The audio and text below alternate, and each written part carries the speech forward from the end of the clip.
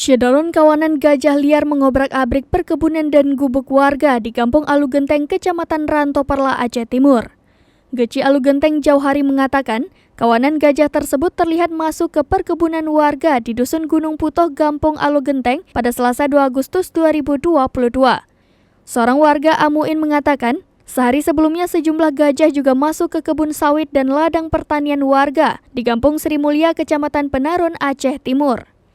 Menurut Amuin, kelompok gajah pertama merusak ladang warga di Kampung Sri Mulia dan kelompok kedua berada di Kampung Alugenteng. Jumlahnya berkisar 5 hingga 8 individu gajah per kelompok. Amuin mengatakan, kawanan satwa dilindungi itu masuk ke perkebunan warga pada malam hari. Sedangkan di siang hari, kawanan gajah tersebut kembali ke kawasan hutan dan tidak jauh dari perkebunan warga.